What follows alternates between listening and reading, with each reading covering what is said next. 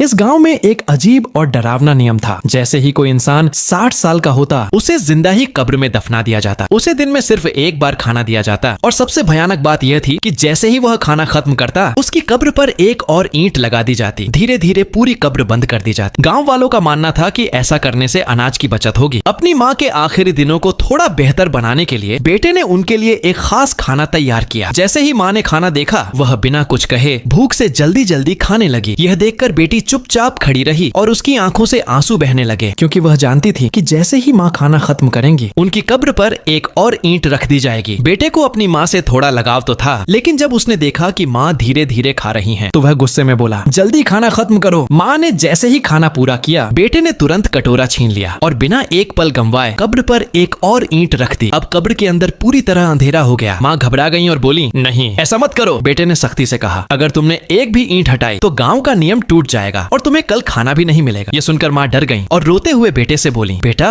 कल जल्दी आना। लेकिन बेटा बिना कुछ बोले वहाँ से चला गया। बेटी अपनी माँ की यह हालत देखकर खुद को रोक नहीं पाई। उसे उन बेकार नियमों की बिल्कुल परवाह नहीं थी। जैसे ही उसका भाई वहाँ से गया, तुरंत कब्र के सामने लगी सारी ईंटें हटा दी और अपनी माँ को बाहर निकाल लिया। इसके बाद माँ और बेटी हमेशा के लिए उस निर्दयी गाँव को छोड़कर चली गयी। क्या आपको लगता है कि उस लड़की ने सही किया?